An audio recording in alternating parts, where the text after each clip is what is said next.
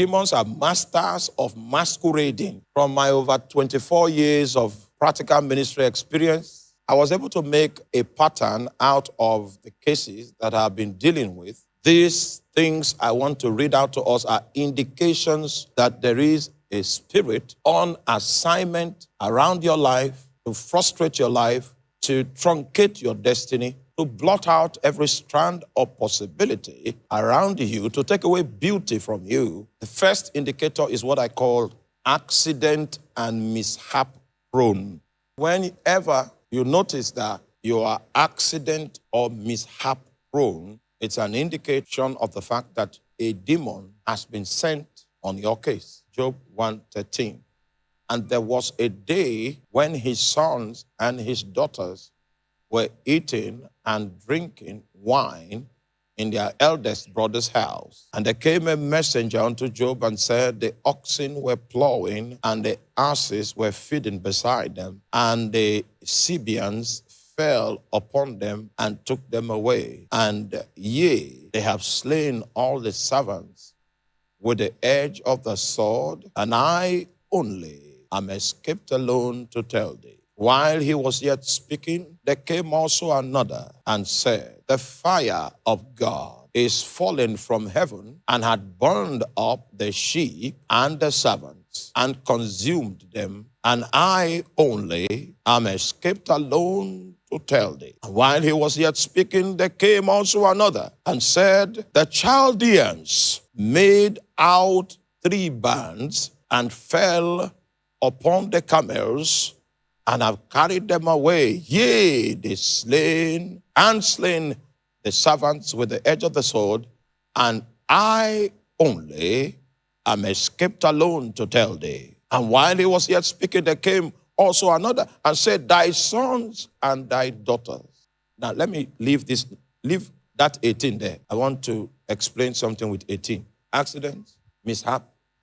When you begin to see such patterns, it is highly suggestive of the fact that there is a demon, an intelligent personality that has been deployed to destabilize your life and to set up roadblocks against your possible achievement, attainment, fulfillment, or success. Especially when it is reoccurring, we have a strong case to say that there is a demonic person. Meanwhile, it will interest you to know that this account we just read is about Job. And those mishaps began to take place the moment the devil left the presence of God after negotiating with God to give him some allowance with Job, some latitude with Job, so that he could exploit Job and exploit his circumstance with the hope that Job will curse God to the face. So it was a competition that was taking place. God was bragging on Job, and Satan was given the liberty to test the loyalty of Job to God. And Satan was excited about it. The moment God gave him the permission, these items that we read about became the direct consequence of the devil's execution of the contract that he had with God. And the symptoms that we see are resultant effects of demonic activity. You know, I told you yesterday that even though demons are domiciled in the unseen realm, even though demons are persons without bodies, do not be confused. Demons are highly intelligent, and that's why when they speak into your thoughts, you don't even know that those thoughts are not yours. Demons are masters of masquerading. They can hide their personalities. They can hide behind the shadows. They can hide behind circumstances. They can hide behind situations. And you will blame everything, you will blame everyone except them. So in terms of being able to hide their personalities, they are masters of the game. He said, while he was yet speaking, there came also another and said, thy sons and thy daughters were eating and drinking wine in their eldest brother's house, and behold, there came a great wind from the wilderness. So whenever you see this pattern of this accident-prone pattern and mishap-prone pattern, it is suggestive of the fact that there is an intelligent entity that has been contracted to do damage around your life. And just in case you used to dwell in peace and in safety, it is suggestive. The situation is suggestive that you need to rise up and fight. Second symptom that demons are on your case is what we call the near miracle syndrome. Near miracle syndrome. Person almost got married and then something now happened. The moment it happens twice and a pattern has been created, don't go to the psychiatrist. Don't attend a class in philosophy. Look for how to expel devils. You are already in the center of a situation of warfare. Near miracle syndrome. Or you see someone that is so graced, someone that is so full of potential, but translating the potential into something worthwhile is almost an impossibility. You hit a brick wall anytime you begin to make motions for advancement. It is very highly probable that a demonic entity has been smuggled into the equation. We were in the university, and there was this guy that my friend went and brought. He was now with us, squatting with us in the room and all of that. Then we came one day and saw that he had drank, those days, I don't know whether they still sell it. There's something they used to call shaving powder those days. Shaving powder. The guy had drank shaving powder to die. So when we came, we slapped him on the back and he vomited what he drank. And he was angry with us that we did not allow him die. So when he calmed down, he began to tell us his story, that this was not the first university he has attended. He attended so place, and while he was advancing towards the end of graduating, he had a crisis. Went somewhere again, continued, was making some progress, about to finish first semester, second semester. Then they now brought him to Benue State University, and he joined us. And then the same symptoms that he used to know, the wind that normally comes, that incapacitates him, that makes him unable to finish anything he starts, has started mounting, has started gathering. So he couldn't take it anymore. He decided that before we come back from lecture that day, he would just kill himself because there was no reason for him to live. We now began to interview him to know where the demons were coming from, and then it was not a secret to him. His father was a member of a secret cult, and his father wanted him to take his seat upon his death in the cult, because that's the way of the cult, to keep the cult alive. Someone that is in your family must take your place, must bear your title, must carry your staff, must wear your ring, and must wear your robe. So it was time for him to be initiated so that he can be next in line to mount the father's throne. Oh man, I don't have time to tell you about his father. Then the guy said he's not going to inherit what the father was offering. And the father brought 3 keys one day, 3 golden keys. It was by those 3 keys that he cursed that young man. So the guy is very intelligent. If he puts his hand to something, he can make so much creativity out of it. But you see, a wind begins to gather.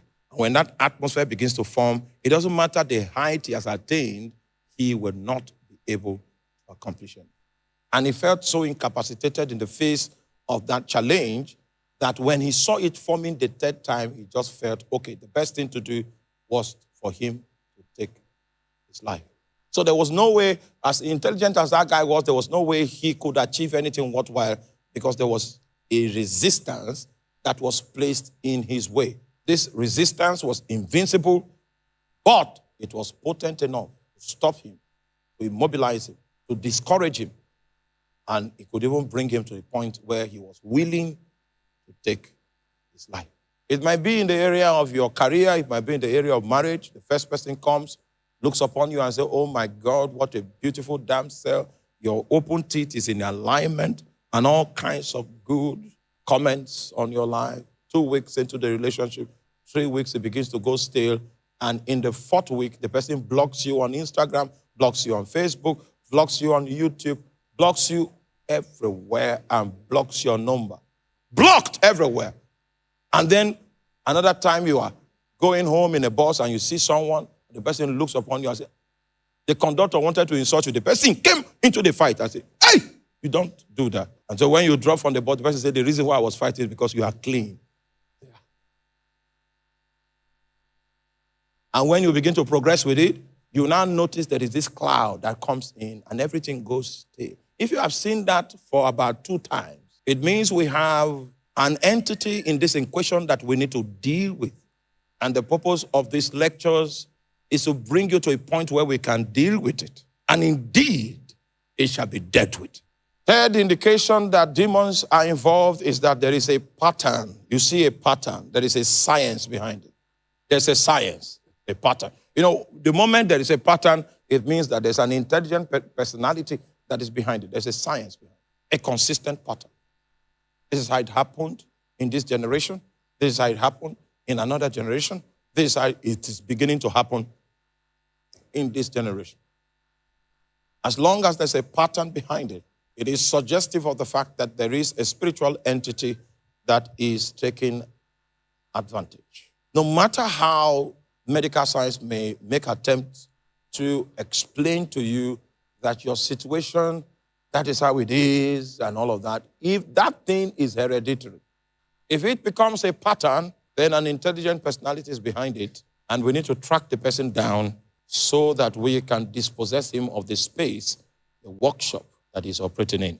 Third symptom is what we call cyclical situations or reoccurring situations. One thing keeps going and coming, keeps going and coming, keeps going and coming. If you give it some time, it will relapse, and after a while, it will rise again. If it becomes cyclical, you can even tell that it is April.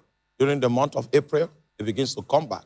If you see that situation, then it is highly probable that there is an entity behind it that we need to discover and we need to disarm. Unnatural and prolonged poverty. It is not as if you are a lazy person. You are not a lazy person. You are a hardworking person, active person. You even make attempts to put things together, to make things work, to try to pioneer things, to start things. And you meet with resistance so that you have been in a prolonged state of lack. It is a sign of resistance. It means that you are at war. Then finally, there is what we call heaviness. When that heaviness comes upon you, it's more than a mood swing. It cuts you off. But the Bible says to appoint unto them that mourn in Zion, to give beauty for ashes, the oil of joy for mourning, the garment of praise for the spirit of heaviness, that they might be called the trees of righteousness, the plantings of the Lord, that he might be glorified. The Lord wants you to be his planting. He wants you to become a tree of righteousness anywhere he plants you, so that you can install righteousness as your working principle in the marketplace, in your office area. What he wants to gain from nurturing your life is that you will become a tree of righteousness. He's ready to invest in those that mourn in Zion. He's ready to give beauty for ashes, ready to make available the oil of joy in the place of mourning. Just in case your situation is mourning. Demons don't want you to rejoice. Oh my God, there is enough provision for your case.